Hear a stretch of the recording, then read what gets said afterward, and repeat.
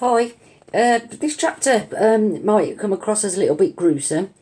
So what I'd like you to do is write down some of the gruesome things that Wildboy and Clarissa find in Dr. Griffin's house. Okay?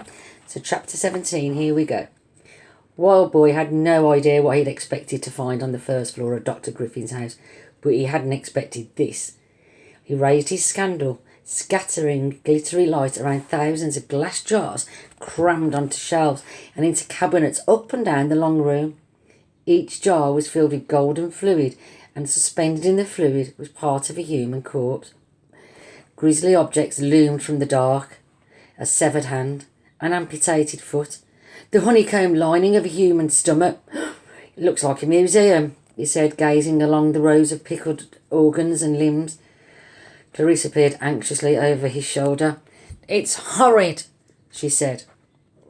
Wildboy nodded, pretending to agree. In fact, he was fascinated. He wished he had time to look around the doctor's museum properly and examine each object in every jar. But he could hear the police officers' voices through a window at one end of the long room, and he knew they could come into this house at any time. He had to focus, find more clues. He was certain the killer had come down here. He'd followed the blood trail from upstairs, and there were more marks on these floorboards.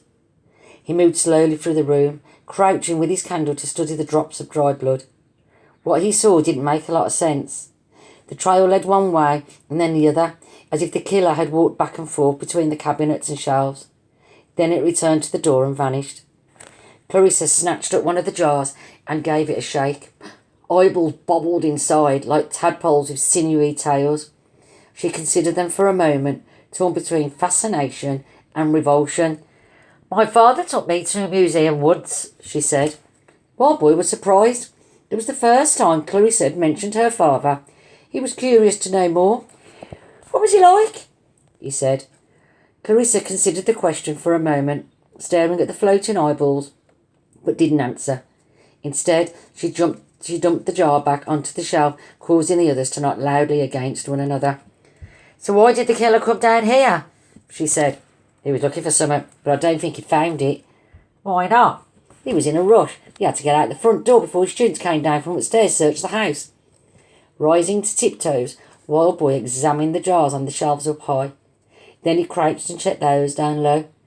Judging from the thick sheen of dust around their bases, none of them had been moved for months.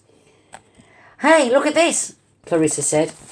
He hurried to join her at the other end of the room, where a large oil painting hung between the shelves, set in a twisting frame of gilded leaves.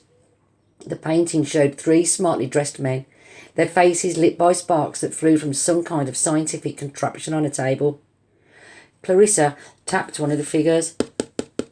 "Ain't that Professor Wollstonecraft?"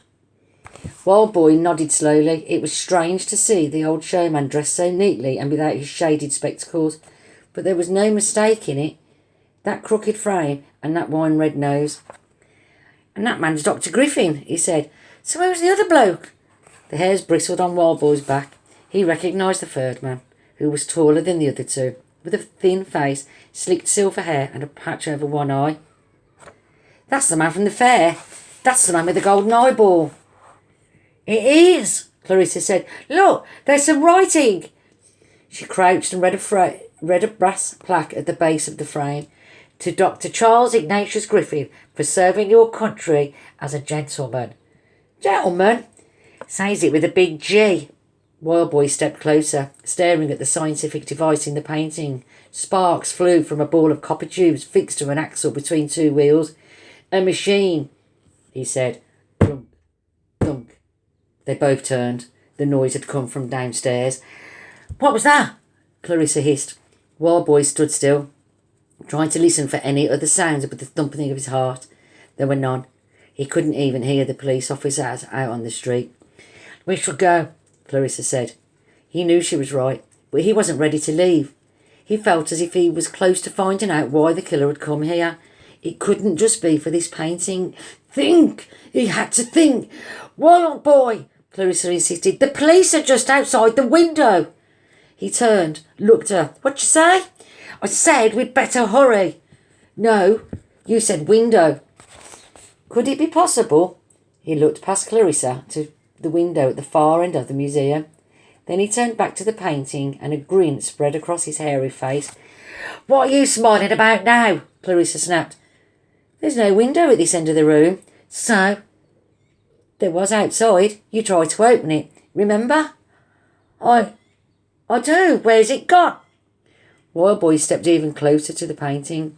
He tried to think like he was back at the fair, picking out clues from the crowd. He let his eyes rove across the surface, let instinct take over. "There!" What have you seen now?" Clarissa said. "Look up there." High up, a tiny patch of gilt was missing from the frame. It hadn't been knocked or chipped. It had been worn away, as if something had rubbed against it.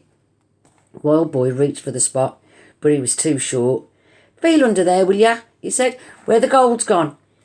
Clarissa tried to look annoyed at being bossed about, but she couldn't hide her curiosity. Elbowing him aside, she slid her hand under the spot on the frame. Her palm rubbed against the gilded wood. Her eyes widened. "There is something there," she said. "Feels like a lever." "You mean this painting?" "Opens." Now Clarissa grinned too. "There's a secret room. There's a secret blooming room." Remember, list all the gory things that were in the jars.